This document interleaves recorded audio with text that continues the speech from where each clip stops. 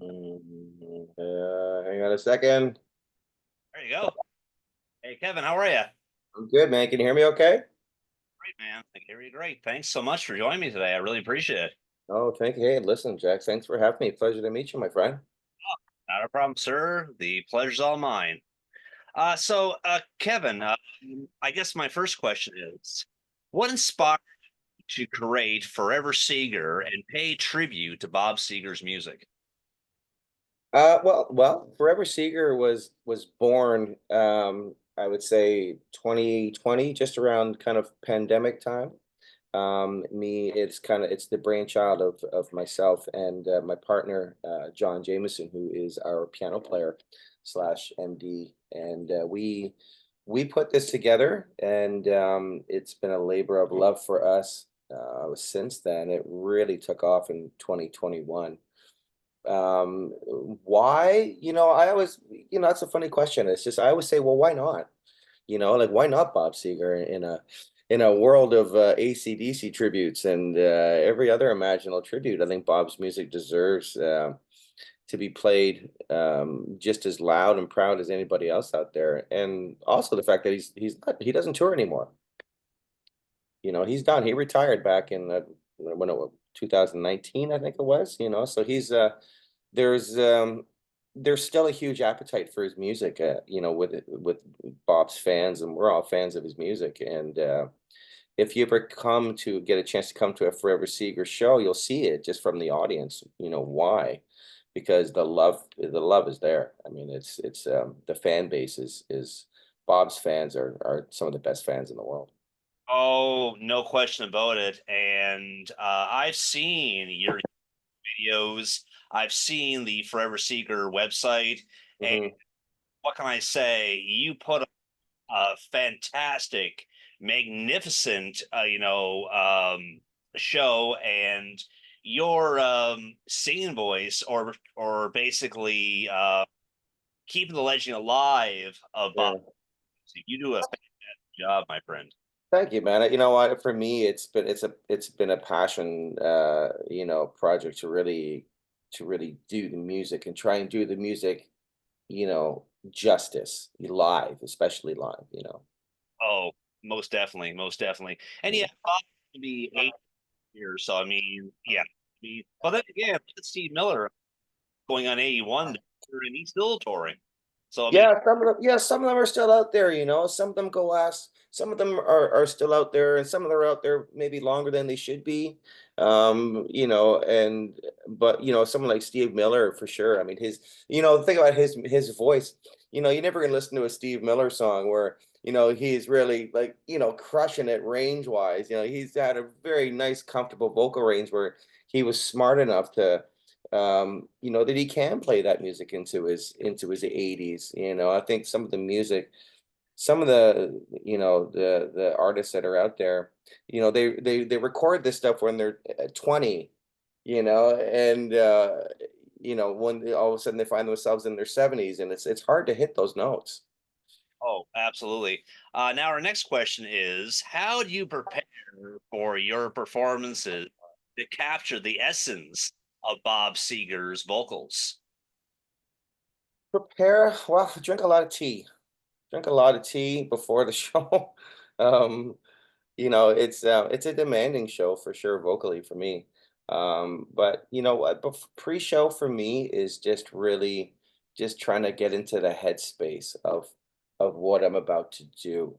Um, as far we do some singing backstage before the show. Me and the Secrets, our backup singers, we'll get together and with John, and we'll just kind of run a couple of tunes just to kind of warm ourselves up. We'll pick a couple of our favorites that are kind of harmony, kind of centered, and I try and just kind of get the cobwebs out. It's like, just get ready so you're not going on stage cold. The worst thing you want to do is get on stage and not be warmed up. So, and it's a long show, and it's, like I say, it's pretty demanding. So it's you gotta be warmed up. You gotta have your pipes warmed up, and they have to be. You gotta drink some tea. Wow. So, Good. you know. Good advice for the future trivia out there. Yeah, Yeah. that's my advice, you know. You know, I probably shouldn't I probably should be more warmed up than I do. Sometimes I just kind of grip it and rip it, you know, as they say, you know. Yeah, I think if being a singer you know, this is your gig, you got to have your make sure your instrument is warmed up and ready to go. So, what's your favorite Bob Seger song to perform and why? Man, yeah, that's a tough question, you know, because they're all so good. Like our show is just packed full of them. You know what I mean? Even if it's just like some of the, obviously there's the hits, right? I mean the night moves. There's the songs that just kind of light the room up, that people are waiting to hear. You know what I mean? Like the Hollywood Nights and all those kind of big epic, you know, kind of rock songs that Seeger was really known for. And then there's the ballads, you know, I love them all. Like my favorite song to do live was a song called The Famous Final Scene, which I believe was the last song on the Stranger in Town record. And you know, it's not a big rock song. It's not you know, it's just a big beautiful ballad that's a very moving song. But as far as like the big barn burners, you know, I love doing Nutbush and I love doing Let It Rock, you know, and I love them all, man. Like I say, it's hard to pick them, you know. They're so good, but Oh, those would be my top 3 wow. right today. Tomorrow it will change. Right on. Right on. Yeah, they're great songs. What can I say? They're great, yeah. Share any memorable moments from your concerts with Seger? Yeah, for sure. There's lots of memorable moments. I think you know, the biggest is being booed is always was one that sticks out of my head. We were not booed because we were bad. It was booed because we were in Ohio and we were playing in at a festival in Ohio, and I didn't know if anyone knows sports, the rivalry between Michigan and Ohio is very real. And if you're in Ohio, I found out you don't mention Michigan, you know, especially when you're on stage in front of 10,000 people, because you will get booed mercilessly. And we were doing Main Street, and you know, I always kind of introduced the song talking about Bob's hometown of you know, Ann Arbor, Michigan. And as soon as I said the word Michigan on stage, the boos just rained down on me from the audience, which was, you know, at first was kind of took I was taken aback by it because I was like, wow, why are they booing? But then I found out that it's a sports thing. It's not a bomb thing. It's a sports thing. And the I learned very quickly never to name drop Michigan when I'm in Ohio, and vice versa. When you're in Michigan, you never name drop Ohio because it is, like I say, it's a real rivalry down there with those guys with their sports teams. Wow. Yeah.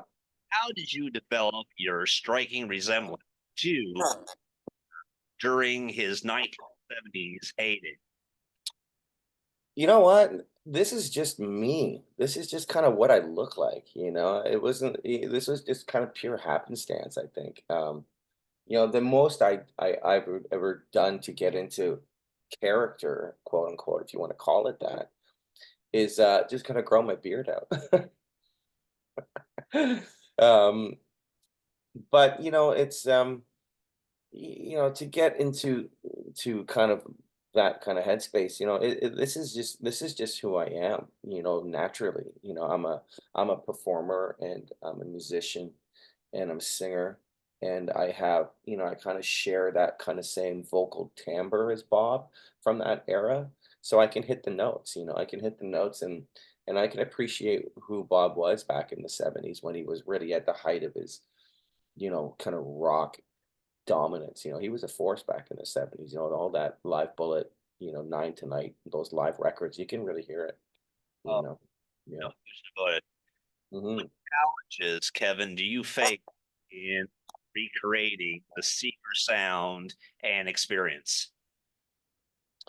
Challenges, I'd say the hardest challenge is getting the music right, in all the details that you wouldn't think, and that's a big testament to my partner John Jameson. He's kind of really the mad scientist behind the scenes in the band, whereas he works tirelessly with the backup singers to get all the harmonies.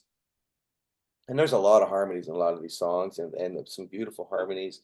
And he works, making sure the instrumentation is exact. Like if we're playing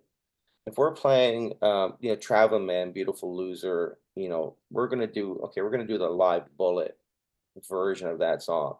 We're gonna make sure that you hear every nuance of that song that you hear on that record, on that recording, you know what I mean? So that would be the hardest part, would be just to really nail the music, because you can go out there and you can just bash away, and I've heard it. I've heard bands play. I mean, I'm not going to knock anyone, I mean, power to anybody who gets up on a stage and gives it their all, But like, I've heard some shows, some bands out there, and I've heard their kind of versions of some of the tunes, and it's just like, you can tell there's not the same detail into what we do. I think, we're just at a different kind of level as far as that goes. You know what I mean? It's like really, really paying, you know, real attention to the details, in the music. And that's probably the hardest challenge.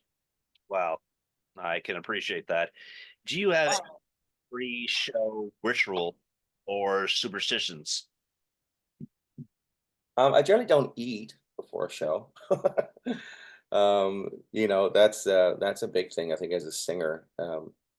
You don't want to be on stage burping and gassy from eating a big meal. I can't eat. I call that a superstition, maybe, I guess. I just um, rituals. I get a little bit of quiet time alone, and I just kind of um, you know get in my head and just kind of go through what I got to do, and go over the lyrics, making sure, 'cause I don't use teleprompters on stage. There's no aids on stage for me to kind of use. So when I go out there, it's all me, and it's all up here, and it's all just natural. And so I really just spend some time just by myself, just kind of, just going over in my head what I got to do. Wow, okay, that's And pretty. no food. What's the most emotional or powerful moment you experienced on stage? That's an easy one. We were playing up in kind of Peterborough area, and we were playing at the Opera House, an opera house up there, Gravenhurst. Sorry, it was in Gravenhurst at the Opera House, and we were able to actually perform with a 30-piece choir, a children's choir. For the life, their name escapes me. They're from Guelph. They were a local high school Guelph choir of these amazing kids, from ages from you know 14 to 17 years old kids. And they drove up, they jumped on. We got contacted by their teacher, and they said, "We'd love to perform with you guys if it was an opportunity to." And these kids had done a lot. They had performed with Foreigner, doing I Want to Know What Love Is, past in concerts, and so these kids were seasoned. They knew what they were doing, and we got together with them, and we had a couple of rehearsals with them. We drove up to Guelph. We met all the kids. I say it was 30 of them, and we did the famous final scene. We did a couple songs with them, but that song in particular is such an emotional song. It's a powerful song to me. lyrically, and just the story of it, and just how it moves throughout the song. And to do that song with 30 voices behind you, it was like it still gives me it still gives me goosebumps thinking about it. It was very emotional. It was emotional to the point where it was like I had to stay focused to like not get caught up in it. You know what I mean? Not get kind of verklempt in the moment of what I was hearing. You know what I mean? So it was amazing, and those kids were great. And shout out to them for doing it with us. And that would be for sure the most emotional moment I've ever experienced. Now, next question, maybe it's possible, or maybe it was possible or it wasn't possible, but I'm going to ask that question anyways. Here we go. But, Have you ever met Bob Iger in person? If so, what was it like? you know, I get asked this question a lot. Has Bob ever seen you guys? And I don't know. I've never met him. I've yet to meet. I'm gonna say I've yet to meet Bob. I would love to meet Bob. Because he seems like a very genuine guy, down to earth dude. Um, I've met a lot of people that know him. We've done some shows in Michigan. We played in the Detroit area um, a couple of times, and we'll actually be back. We'll be back in November.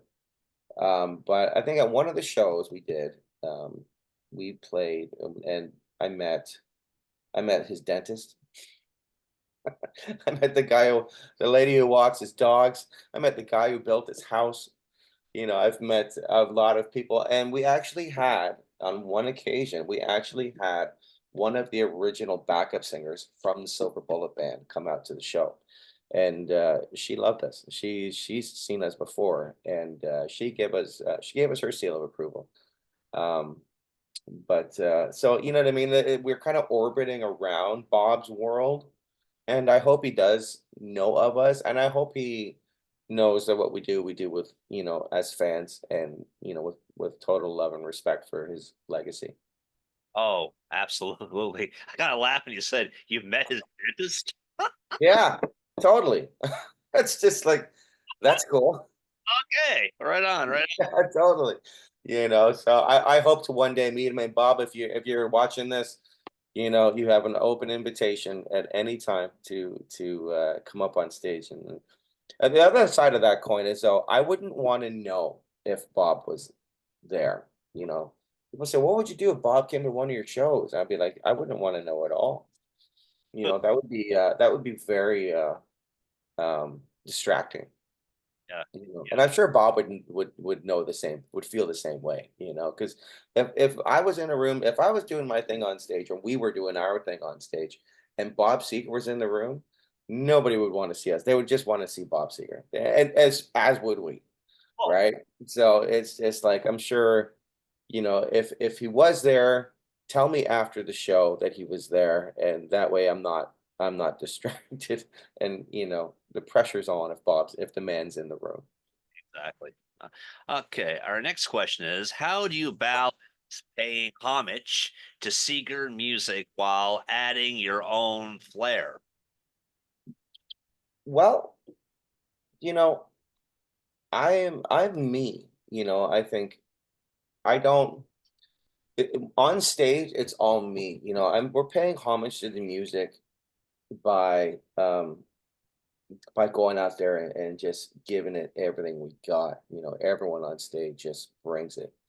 Um, you know, I'm not it's funny because I don't consider myself like an impersonator, and I've heard that word used before. Like, oh, you're like a Bob Seger impersonator, and I'm like, no, no, I'm not. I'm 100% Kevin Reid on that stage, and but what I'm doing is performing Bob's music to the best that I can do it, and the best that we as a collective band can do it, and but it's still with me, like it's still my humor on stage. You know what I mean? Like I'm not playing a character. I'm up there and we are sharing this moment with this audience. And I still it's still very much my personality, and I joke around with people on stage and joke around with the audience, and that's like I say, as far as paying homage to the music, I think which it's the music itself that how we perform it. Well, If that makes any sense. it makes perfect sense. What's your favorite Seeger lyric, and why does it resonate with you? Oh wow, that's a good question. I think there's so many amazing lyrics. Bob is a hell of a songwriter. He's a great storyteller. For me, one lyric that always steps out is there's a song called "Till It Shines" that I love a lot, and there's a line in that song that says, um, "See the rich man lost and lonely, watch him as he dines, sitting there just testing all the wine." And I don't know why that lyric resonates with me. Wow. It's like it's a powerful image of a lonely guy just kind of sitting there, and for whatever reason, that every time I hear that line, it just kind of invokes a strong image for me, and it's a great line. It's a great lyric. It's a smart lyric, Wow. and Bob's got a million of them. He's got, I mean, turn the page. The lyrics and turn the page talk about evoking an imagery. That kind of lonely musician on the road. Wow. It's yeah. You guys Some see Catmandu?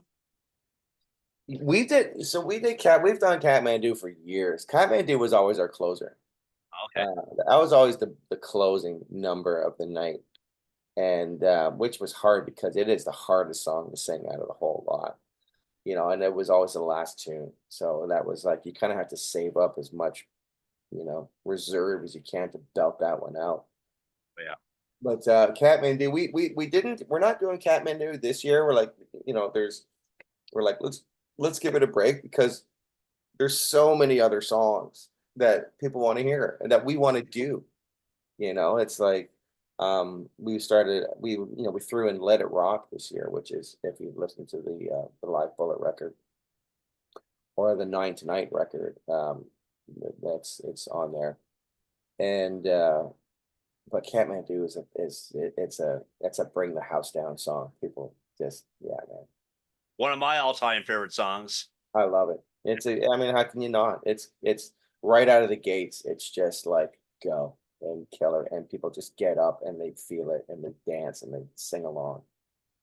In 1985, Bob Seger had just turned 40, and what movie came out? Mask. Eric Schultz.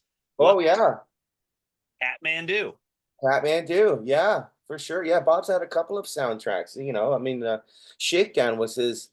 Oddly enough, and when I found out this little tidbit of information, I was surprised that Shakedown was the only number one song that he ever had in the charts from the Beverly Hills Cop soundtrack. 1987. Yeah, and that was his only number one. I was blown away by that. I mean, he's had so many, songs in the charts, and the Kenny Rogers and Sheena Easton version of We've Got Tonight went to number one in the country charts. Um, but yeah, Bob, man, the boy can write a song, man. So funny, Bob Seger songs and so many songs out there that made us get so moved. And then we find Mhm. out, oh, by the way, did anybody tell you that these weren't hits? What? You're like, Yeah, the Beatles even songs are great and they weren't hit. If it doesn't, yeah, it's not a hit. yeah. Well, you know what's so funny is that there's so many people that have come to our show that were not Bob Seger fans until they came to our show, and they're just like the biggest thing we would hear people like, I had no idea those were Bob Seger songs. And we're like, yeah, man, absolutely. It's like because we always kind of use the phrase that these are kind of the soundtrack of a generation. This Bob's music is really very much so the kind of soundtrack 70s and 80s.